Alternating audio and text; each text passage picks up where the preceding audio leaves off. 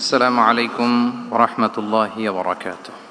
আমি যে টপিকটা নিয়ে আজকে আলোচনা করব সেটা হচ্ছে prophetic mindset through the lens of Seerah or through the lens of সুন্নাহ।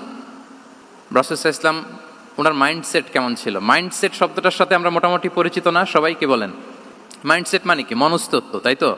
মানুষের মেন্টাল অ্যাটিটিউড, সে যেভাবে ভাবে, যেভাবে চিন্তা করে, একটা মানুষ তার চারপাশের জগৎটাকে যেভাবে দেখে, যেভাবে ভাবে, যেভাবে চিন্তা করে এবং যেভাবে সে সিদ্ধান্ত নেয়, এটাকে বলে তার mindset, the way of thinking. তো রাসূলুল্লাহ সাল্লাল্লাহু আলাইহি ওয়া সাল্লামের মাইন্ডসেট কেমন ছিল? তিনি বিভিন্ন সিচুয়েশনে কিভাবে এই সিচুয়েশনটাকে ডিল করতেন, ওনার অ্যাপ্রোচ কেমন ছিল, কোন পরিস্থিতিতে কিভাবে রিয়্যাক্ট করতেন, কিভাবে রেসপন্স করতেন, কিভাবে থিঙ্ক করতেন, কিভাবে ডিসিশন মেকিং করতেন, এই টোটাল বিষয়টাকে আজকে আমরা prophetic mindset through the lens of সিরাতে কভার করবার চেষ্টা করবো ইনশাআল্লাহ। একটু ভারী টপিক, তখন প্রেজেন্টেশন করতে পারলে এটা বোঝা যাবে ইনশাআল্লাহ বিইذنিল্লাহ। তাহলে আমি প্রায়ই রাসূল সাল্লাল্লাহু আলাইহি ওয়াসাল্লামের মাইন্ডসেট বোঝানোর জন্য সিরাতে ঢুকে যাব, মানে রাসূল সাল্লাল্লাহু আলাইহি ওয়াসাল্লামের আসিরা আল আতিরা আল মুবারাকা, ওনার বায়োগ্রাফিতে প্রবেশ করব এবং সেখান থেকে রেফারেন্সগুলো শেয়ার করব আপনাদের সাথে, এবং সুন্নাহ থেকে রেফারেন্স শেয়ার করব, যাতে করে আমাদের কাছে ক্লিয়ার হয় যে ওনার মাইন্ডসেটটা কেমন, দৃষ্টিভঙ্গি কেমন। আমরা অনেকে বলি না যে দৃষ্টিভঙ্গি বদলান তো জীবন বদলে যাবে, এটা বলি না আমরা? তার মানে এটা খুব গুরুত্বপূর্ণ, মাইন্ডসেট খুব গুরুত্বপূর্ণ। আমরা প্রফিটিক মাইন্ডসেট নিয়ে কথা বলবো ইনশাআল্লাহ। আমি আমার রিসার্চে 12টা মাইন্ডসেট খুঁজে পেয়েছি, based on my personal research. আরও কিছু মাইন্ডসেট থাকতে পারে, কিন্তু মেইনলি ঘুরে ফিরে এই 12টার মধ্যেই সীমাবদ্ধ রাসূল সাল্লাল্লাহু আলাইহি ওয়াসাল্লামের মাইন্ডসেট। সেই 12টা মাইন্ডসেট কি আমি পয়েন্টগুলো উল্লেখ করে আমি মূল আলোচনাতে প্রবেশ করছি। প্রথম হচ্ছে গড সেন্ট্রিক মাইন্ডসেট, 2 নম্বরে ভিশন ওরিয়েন্টেড, 3 নম্বরে উইজডম ড্রিভেন, 4 নম্বরে রিফর্ম সেন্ট্রিক, 5 নম্বরে ওপেন মাইন্ডেড প্রনাল, 7 নম্বর কনসিডারেট, 8 নম্বর ট্রান্সপারেন্ট, 9 নম্বর অ্যাপ্রিসিয়েটিভ, 10 নম্বর হচ্ছে ফ্লেক্সিবল, 11 নম্বর অপটিমিস্টিক, 12 নম্বর হচ্ছে resilient. Based on my research, আমার ক্ষুদ্র গবেষণা আমি খুঁজে পেয়েছি যে রাসূল সাল্লাল্লাহু আলাইহি ওয়াসাল্লাম এই ধরনের মানসিকতার অধিকারী ছিলেন, এই অ্যাপ্রোচের অধিকারী ছিলেন। প্রথম যেই মাইন্ডসেটটা নিয়ে আমরা আলোচনা করব সেটা হচ্ছে গড সেন্ট্রিক মাইন্ডসেট বা আল্লাহ সেন্ট্রিক মাইন্ডসেট। অর্থাৎ রাসূল সাল্লাল্লাহু আলাইহি ওয়াসাল্লাম যে কোনো কাজে তিনি আল্লাহ তাআলাকে ফিল করতেন, সব কিছু ছিল আল্লাহ তাআলা কেন্দ্রিক। যাই তিনি করতেন না কেন, একজন মহান সত্তার সন্তুষ্টির জন্যই তিনি সেটা করতেন। তিনি কে? আওয়াজ করে বলুন, তিনি কে? আল্লাহ সুবহানাহু ওয়া তাআলা। তার সন্তুষ্টির জন্যই তিনি সব কিছু করতেন এবং সবসময় তিনি এটা ফিল করতেন যে আমার আসল ভরসা স্থল হচ্ছে আল্লাহ তাআলা। আসল ভরসা স্থল কে? আল্লাহ তাআলা। এবং আল্লাহকেই তিনি ওনার নিজের অভিভাবক চিন্তা করতেন এবং তার দয়ার পরশেই যে আমরা বেঁচে আছি, তিনি যে আমাকে আগলে রেখেছেন, সার্বক্ষণিক এটাকে মনের মধ্যে ধারণ করা, সবসময় এই চিন্তাটা ভেতরে লালন করা, এটাকেই বলে গড সেন্ট্রিক মাইন্ডসেট বা আল্লাহ সেন্ট্রিক মাইন্ডসেট। এই মাইন্ডসেটের অধিকারে যদি আপনি হতে পারেন, আপনি একটা ডিভাইন পাওয়ার শিল্ডের ভেতরে থাকবেন, একটা ডিভাইন প্রোটেকশনে থাকবেন। চারিদিকে তুফান, ঝঞ্ঝা, ঝড়, অনেক কিছু, কোনো কিছু আপনাকে স্পর্শ করবে না, কারণ আপনার গড সেন্ট্রিক মাইন্ডসেট আছে। একটা মহাশক্তিধর সত্তার সাথে আপনার সংযোগায়ন আছে, কানেক্টিভিটি আছে। সো প্রথম মাইন্ডসেটটা হচ্ছে গড সেন্ট্রিক মাইন্ডসেট। রাসূল সাল্লাল্লাহু আলাইহি ওয়াসাল্লাম সবসময় সব কিছু আল্লাহ তাআলার সন্তুষ্টির জন্য করতেন এবং তিনি ভাবতেন আমার কেউ না থাক, আল্লাহ আছে। যার কেউ নাই তার কে থাকে? আল্লাহ আছে। এটাই হচ্ছে গড সেন্ট্রিক মাইন্ডসেট। আসুন আমরা সিরাতের ভেতরে ঢুকে, দ্য লেন্স অফ সিরা, সিরাতের পরতে পরতে, সুন্নাহর পরতে পরতে আমরা দেখব যে তিনি গড সেন্ট্রিক মাইন্ডসেটের অধিকারী ছিলেন কিনা। আল্লাহর হাবিব সাল্লাল্লাহু আলাইহি ওয়া সাল্লাম একবার একটা যুদ্ধ থেকে ফেরার পথে মরুভূমির মাঝখানে সেনাবাহিনীকে থামিয়ে বিশ্রামের ঘোষণা দিলেন যে তোমরা একটু বিশ্রাম নাও।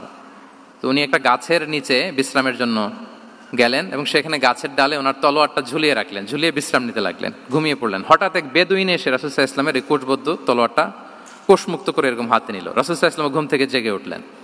এবার বেদুইন বলতে আরম্ভ করলো, মাইয়ামনাউকা মিন্নি, এই মুহাম্মদ তোমাকে এবার কে বাঁচাবে বলো, এই তো আমার হাতে তলোয়ার, কে বাঁচাবে? সাথে সাথেই আল্লাহর হাবিব সাল্লাল্লাহু আলাইহি ওয়া সাল্লাম উনি উত্তরে বললেন আল্লাহ। উত্তরে কি বললেন? কোনো চিন্তা ভাবনা নাই যে ওরে আঘাত করা যায় কিনা পাল্টা, বা কোনোভাবে ওর কনফিডেন্স ডাউন করা যায় কিনা, এদিক সেদিক কারো সাপোর্ট চাওয়া যায় কিনা, কোনো দিকে না তাকিয়ে কি বললেন? আল্লাহ। সবসময় তিনি আল্লাহ কেন্দ্রিক ছিলেন। এটাকে বলে গড সেন্ট্রিক মাইন্ডসেট। যে কোনো পরিস্থিতিতে তিনি আল্লাহ যে আমার সাথে আছেন এটা কল্পনা করতেন। এবং সুনানে আবু দাউদের একটি বর্ণনা এসেছে, রাসূল সাল্লাল্লাহু আলাইহি ওয়াসাল্লাম কানা নবী সাল্লাল্লাহু আলাইহি ওয়াসাল্লাম ইযা হাযাবাহু আমরুন সাল্লা, তাকে যখন কোনো জিনিস বিচলিত করত তিনি জায়নামাজের মুসল্লায় দাঁড়িয়ে যেতেন, সালাতের জন্য দাঁড়িয়ে যেতেন। বিপদে পড়লেই আল্লাহর কাছে সেটা সঁপে দিতেন, শেয়ার করতেন। আমরা বর্তমানে কোনো বিপদে পড়লেই কি করি? আগে কোথায় শেয়ার করি? ফেসবুকে। আসলে করা উচিত কার সাথে? হ্যাঁ, আমার স্ত্রীর সাথে শেয়ার করার আগেও শেয়ার করব কার সাথে? আমার বন্ধুর সাথে শেয়ার করার আগেও শেয়ার করব কার সাথে? আল্লাহর সাথে। আমরা যদি হিজরতের ঘটনাটাকে একটু অ্যানালাইজ করি তাহলে দেখব যে গারে সাউরে যখন আল্লাহ রাসূল সাল্লাল্লাহু আলাইহি ওয়াসাল্লাম এবং আবু বকর রাদিয়াল্লাহু তাআলা আনহু ওনারা আশ্রয় নিয়েছিলেন রাত্রিবেলায়, কুরাইশরা যখন খুঁজতেছিল, আবু বকর রাদিয়াল্লাহু তাআলা আনহু বলেন যে কুরাইশদের পা দেখা যাচ্ছে, ওরা যে হেঁটে যাচ্ছে, একটু উকি মারলেই আমাদেরকে দেখা যায়। তিনি অত্যন্ত ভীত সন্ত্রস্ত, তটস্থ, নিজের জন্য নয়, রাসূল সাল্লাল্লাহু আলাইহি ওয়াসাল্লামের সেফটির জন্য। রাসূল সাল্লাল্লাহু আলাইহি ওয়াসাল্লাম আবু বকর রাদিয়াল্লাহু তাআলা আনহুকে বলেন যে আবু বকর চিন্তা করো না, লা তাহসান ইন্নাল্লাহা মা'ানা, আবু বকর চিন্তা করো না, আল্লাহ আমাদের সাথে আছেন। সুবহানাল্লাহ, আমাদের সাথে কে আছেন? আল্লাহ আমাদের সাথে আছেন। এটা হচ্ছে গড সেন্ট্রিক মাইন্ডসেটের উদাহরণ। আপনার মনকে বুঝাতে হবে যে আল্লাহ আমার সাথে আছে। মনকে তুমি বুঝিয়ে বলো আল্লাহ আছে আমার সাথে। এই বাক্যটা মুখস্থ করা যাবে? মনকে তুমি বুঝিয়ে বলো আল্লাহ আছেন আমার সাথে। আপনার পুরো জীবনের সব কাজের সাথে যদি এই বাক্যটাকে মিলিয়ে ফেলতে পারেন দেখবেন যে কোনো কিছুই আপনার ক্ষতি করতে পারতেছে না। এটাকে বলে গড সেন্ট্রিক মাইন্ডসেট। আল্লাহ আমার সাথে আছেন, কেউ নাই কিন্তু আল্লাহ তাআলা আমার সাথে আছেন। এবং গড সেন্ট্রিক মাইন্ডসেটের সবচেয়ে বড় সুবিধা হচ্ছে আপনার মনে কখনো হতাশা কাজ করবে না, হতাশা বাঁধবে না, কারণ আপনার সাথে এক মহাশক্তিধরের কানেক্টিভিটি আছে। তিনি কে বলুন তো আওয়াজ করে? তিনি আল্লাহ। হতাশা আসবে না। এই যে আমাদের জাতীয় জীবনের এখন সবচাইতে বড় বড় সমস্যাগুলোর যদি আমরা লিস্ট করি, ডিপ্রেশন, তাই না? আমরা ডিপ্রেশনে ভুগি না? আপনাদের ডিপ্রেশন হয় কখনো? আচ্ছা, ডিপ্রেশন কাকে বলে আগে বলে। ডিপ্রেশন হচ্ছে আপনার আর আপনার রবের মাঝে যে দূরত্ব, এটার নাম ডিপ্রেশন। আই রিপিট, আমার আর আমার রবের মাঝে যে গ্যাপ, আমাদের সম্পর্কের যে দূরত্ব, এটার নাম কি? ডিপ্রেশন। আপনি যত আল্লাহর সাথে সম্পর্ক জোরদার করতে পারবেন, ডিপ্রেশন আপনার থেকে দৌড়ে পালাবে।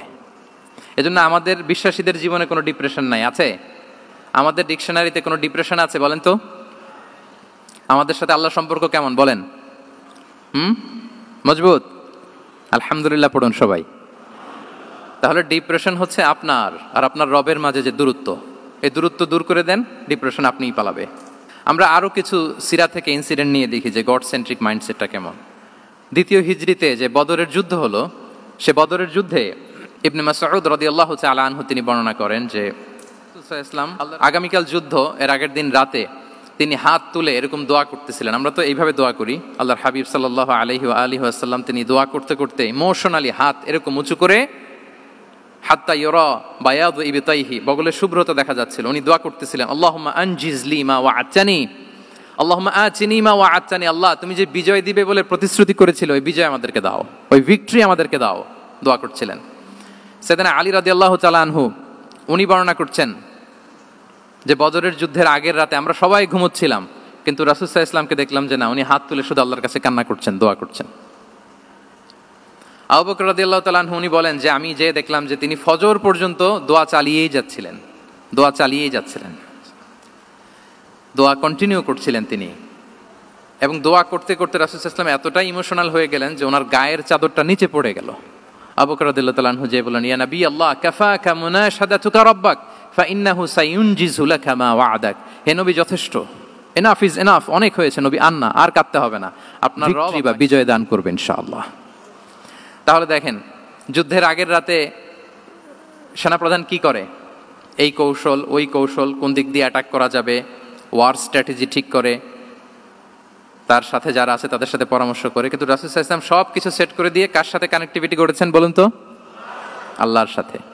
This is called God centric mindset, Allah centric mindset.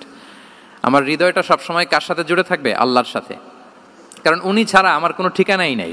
তাহলে এই মেন্টালিটি যদি আমরা ধারণ করতে পারি, এটাকে বলে গড সেন্ট্রিক মাইন্ডসেট। তাহলে রাসূলুল্লাহ সাল্লাল্লাহু আলাইহি ওয়া আলিহি ওয়াসাল্লামের যে 12টা মাইন্ডসেটের কথা আমরা বলেছি, তার প্রথমটা হচ্ছে গড সেন্ট্রিক। আল্লাহ তাআলা আমাদেরকে গড সেন্ট্রিক মাইন্ডসেট দান করুক। আমরা যে কোনো পরিস্থিতিতে যেভাবেই থাকি না কেন, আমরা বিপদে আপদে সবসময় ভরসা রাখবো কার উপর? এটাই হচ্ছে গড সেন্ট্রিক বা আল্লাহ সেন্ট্রিক মাইন্ডসেট।